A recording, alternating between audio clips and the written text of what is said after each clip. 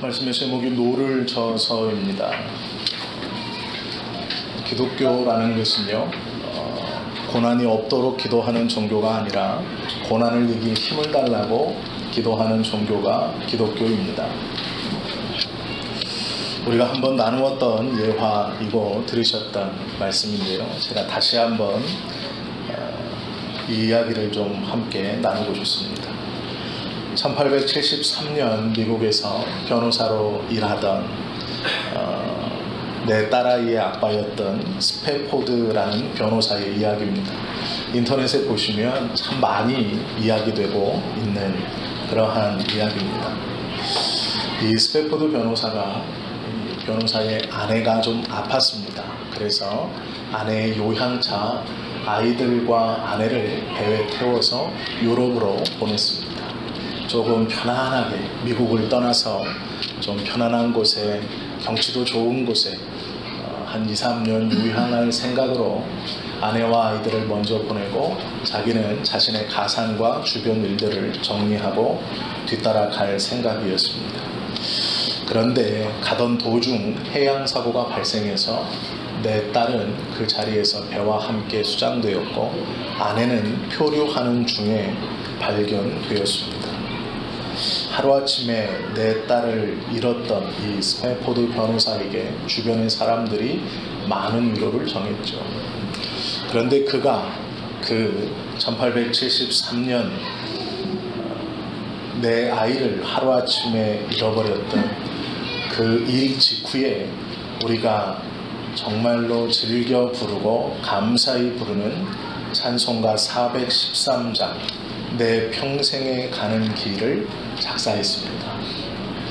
내 아이의 한꺼번에 일어난 그 감당할 수 없는 슬픔 가운데서 하나님에 대한 은혜와 그 고난 중에도 나와 함께 계시는 그 하나님에 대한 감사를 노래한 찬송가입니다.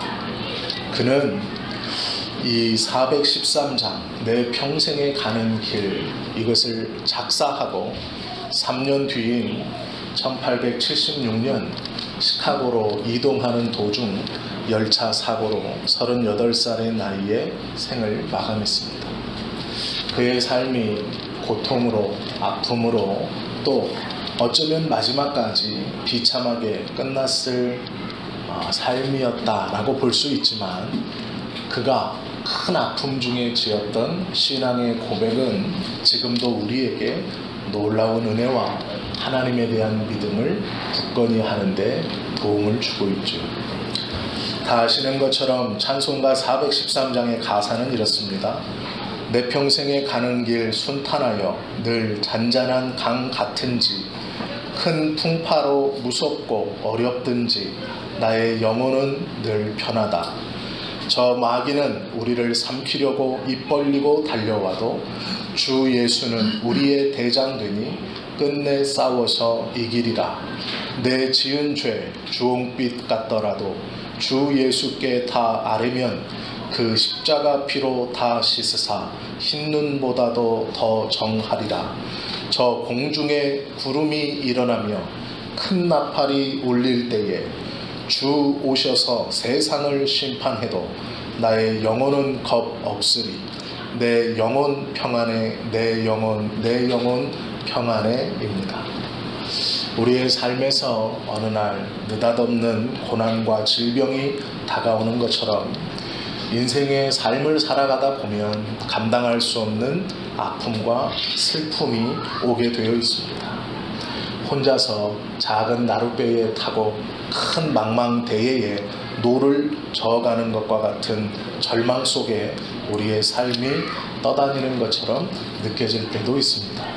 주변에 참 많은 친구들이 있고 교회 공동체의 성도들도 있지만 왠지 혼자 있는 것 같은, 아무도 나의 아픔과 고통을 알아주지 않는 것 같은 그러한 외로움에 있을 때 우리가 바다와 싸우며 어떠한 도움도 구할 수 없을 것만 같은 그 절망과 고통 가운데 있을 때 믿는 자가 어떻게 이것을 이겨나갈 수 있는지, 또 하나님께서 우리를 어떻게 생각하고 우리를 어떻게 대해 주시는가에 대해서 오늘 마가복음 6장 45절은 참으로 귀하고 복된 은혜를 우리에게 주시는 본문입니다.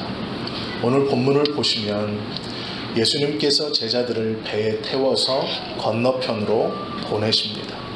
벳세다로 가라 명령하시고 배에 태워 주셨습니다. 마태복음 14장 24절에 보면 동일한 본문에 이렇게 기록되어 있습니다.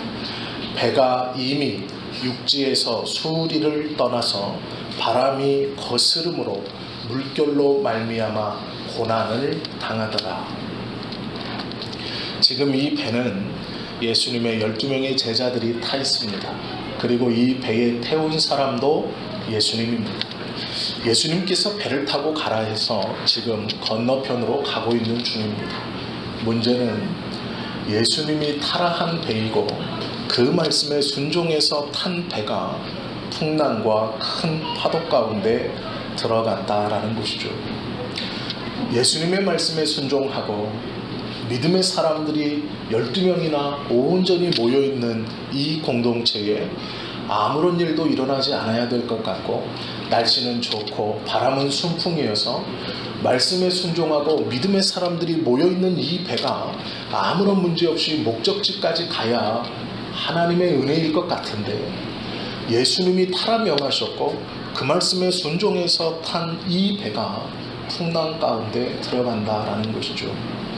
우리가 살면서 당하는 고난과 아픔의 대부분은 우리의 잘못이나 우리의 욕심이나 우리의 실수가 아닙니다. 믿는 사람도 고난과 아픔을 당할 수 있습니다.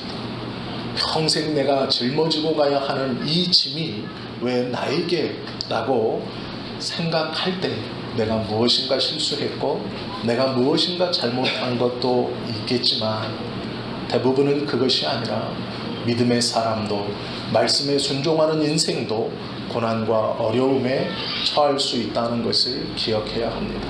그러면 이 말씀에 의지하고 순종하고 또 그 말씀을 지키려고 올라탔던 배가 풍랑을 만났을 때 예수님은 그럼 가만히 보고 계시느냐? 너희의 힘으로 알아서 극복해라 라고 말씀하시느냐? 그렇지 않다라는 것이죠. 우리가 인생의 고난을 당할 때 폭풍 가운데 있을 때 꼭 기억하셔야 하는 첫 번째는 예수님께서 우리를 계속 보고 계신다라는 것입니다. 마가복음 6장 48절 말씀에 이렇게 기록되어 있습니다. 바람이 거스름으로 제자들이 힘겹게 노젓는 것을 보시고 라고 말씀합니다. 예수님은 지금 기도하시겠다고 산에 올라가 계시는 상황입니다.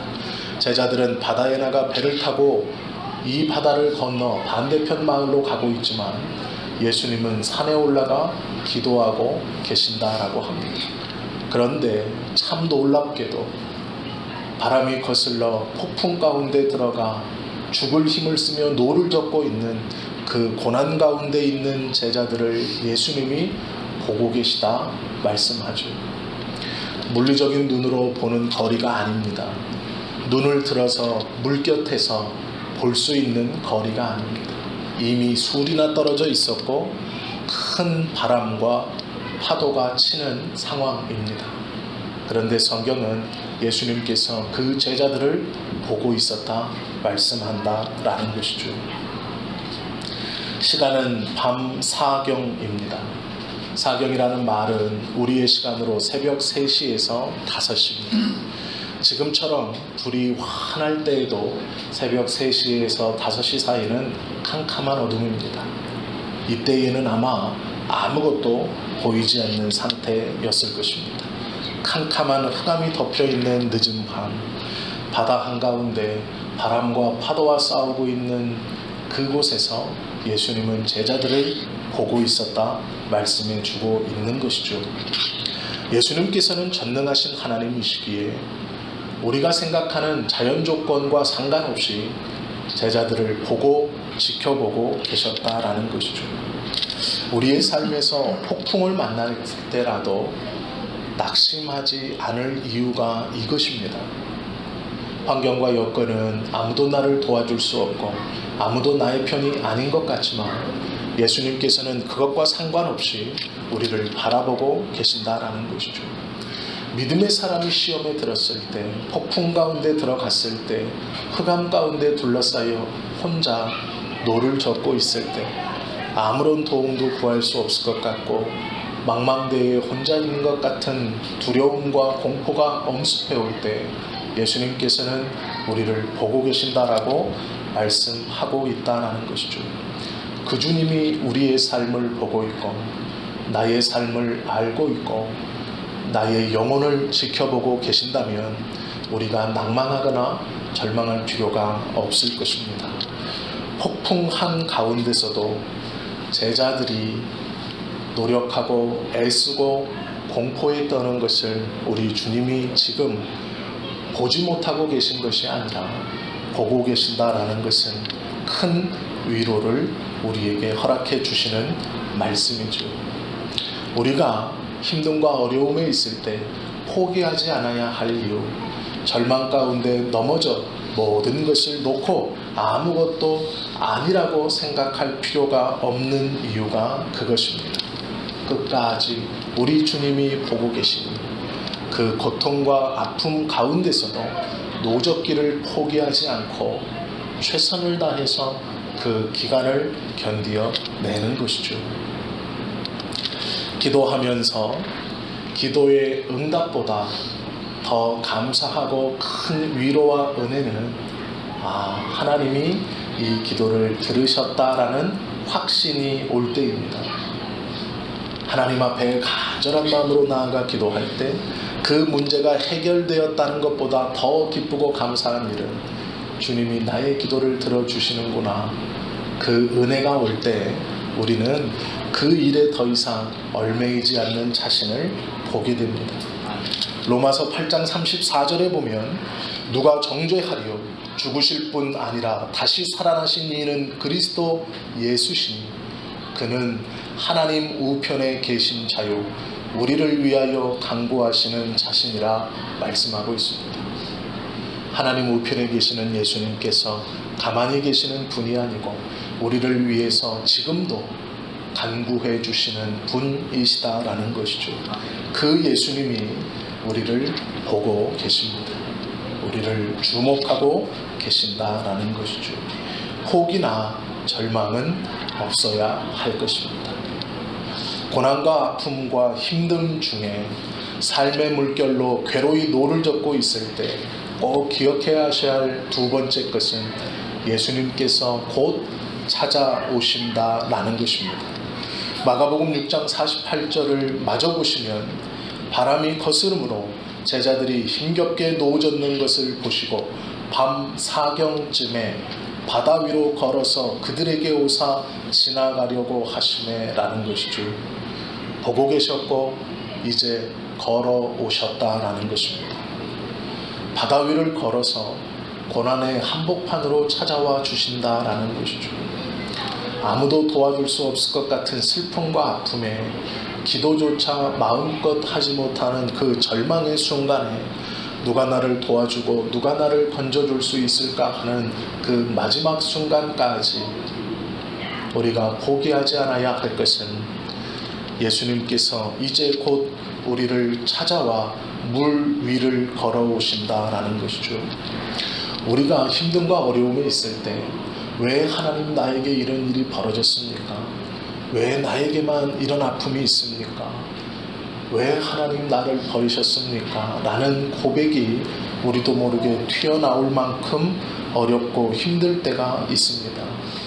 원망한 마음이 생기고 왜 이 견딜 수 없는 아픔이 믿음을 가지고 살려고 하는 나에게 와 있습니까? 라고 말할 때도 있습니다. 우리는 어리석게도 그 주님이 함께 계신다고 말씀하시는데 계속해서 그 주님의 함께 하심을 부정하고 아무것도 없는 것처럼 자신 스스로를 고립하고 혼자 있는 것처럼 한숨만 쉴 때가 있습니다. 제자들 또한 마찬가지였죠. 49절에 보시면 제자들이 그가 바다 위로 걸어오심을 보고 유령인가 하여 소리 지르니 라고 말씀합니다. 예수님과 얼마 전까지 같이 있었고 몇 시간 전에 예수님의 이적과 기적을 눈으로 보았고 예수님과 오랜 시간을 따라다니며 그분의 말씀을 들었던 제자들이 물 위로 걸어오시는 예수님을 알아보지 못하고 심히 놀라 유령인가 소리 질렀다라는 이 말씀은 우리의 신앙의 상태 중 힘듦과 고난의 가운데 들어갔을 때 그 힘듦과 고난의 무게에 짓눌려 예수님을 바라보지 못하고 그 파도만을 바라보고 어둠만을 바라보고 바람만을 바라보면서 두려워하고 여전히 무서워하고 그 아픔과 고통 때문에 우리에게 다가오시는 주님을 바라보지 못하는 어리석은 경우가 있다라는 것이죠.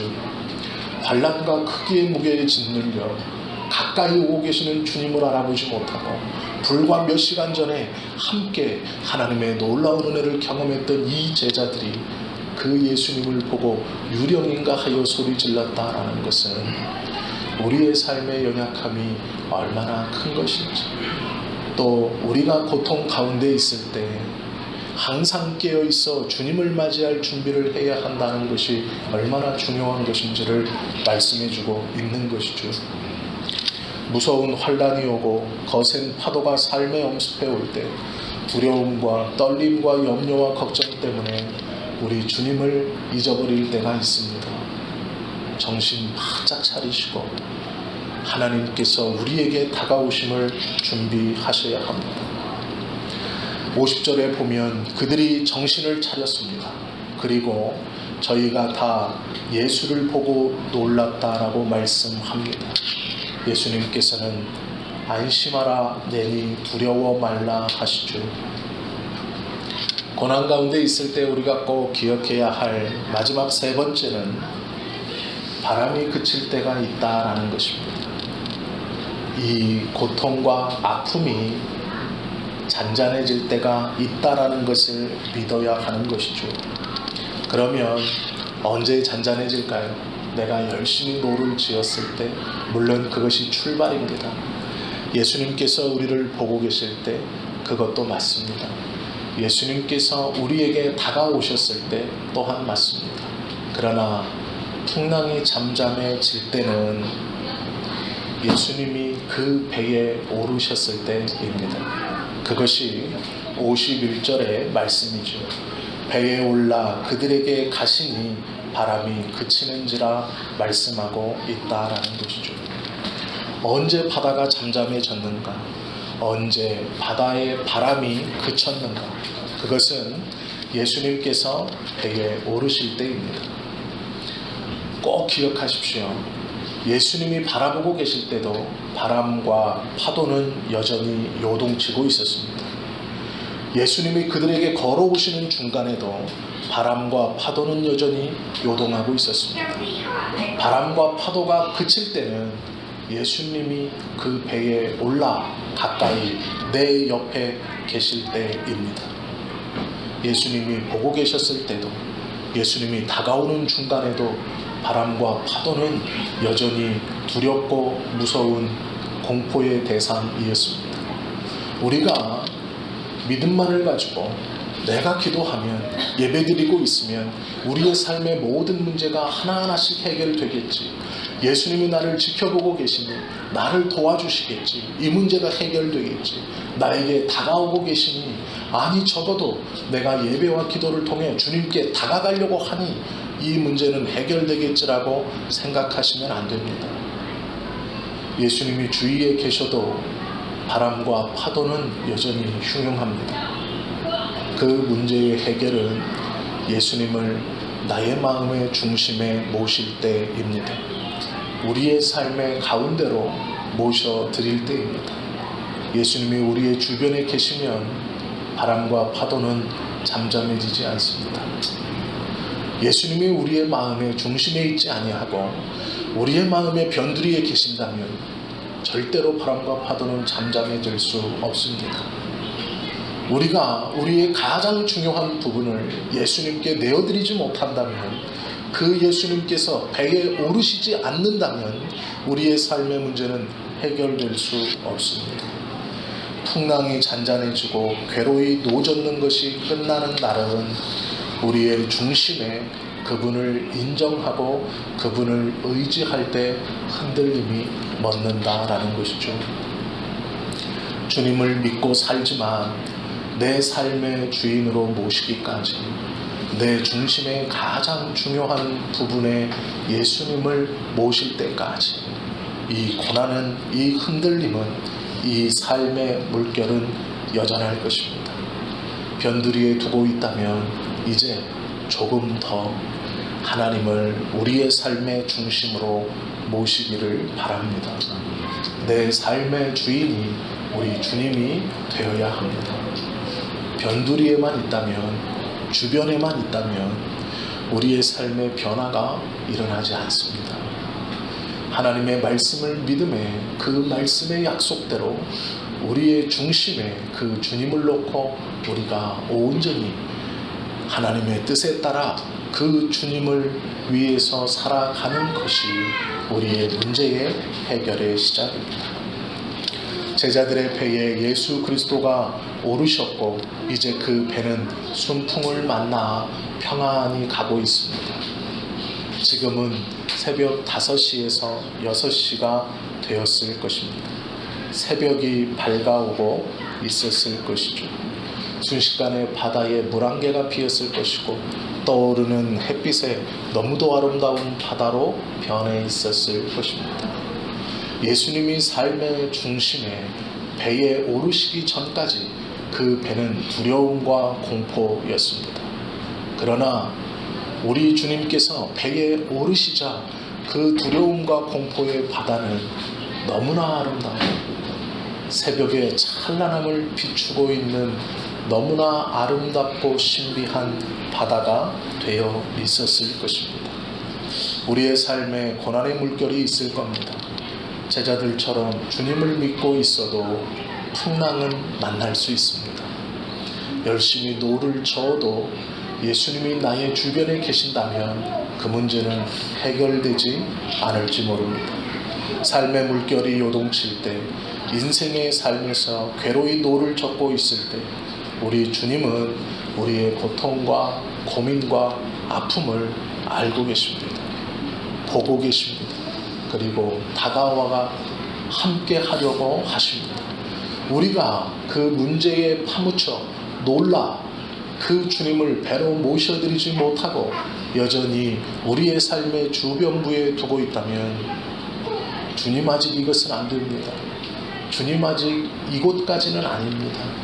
내 삶에 이것은 아닙니다 라는 것이 있다면 그 삶은 여전히 두려울지 모르겠습니다. 주님이 지금 우리들의 현장에 와 계시고 우리의 마음의 중심에 들어오시기를 원하고 계십니다. 우리가 이 삶의 문제가 해결되기를 원하는 것처럼 주님도 이 풍랑의 문제가 제자들에게서 떠나기를 원하고 계십니다. 그러기에 그 바다를 걸어 오신 것이죠. 이제는 마음을 열고 그 주님을 모셔드려야 합니다. 고난의 물결을 잔잔케 하실 것입니다. 고난의 물결에서 신앙을, 믿음이 무엇인가를 우리에게 보여주실 것입니다. 그 믿음의 놀라운 은혜가 무엇인가, 그것을 우리의 삶에서 하나하나 이루어 주실 그 주님을 이제는 우리의 마음에 모셔드리는, 그리하여 바른 신앙을 가지고 바른 믿음을 가지고 이 삶을 살아가시는 저와 여러분 되시기를 예수님의 이름으로 축원합니다. 기도하시겠습니다.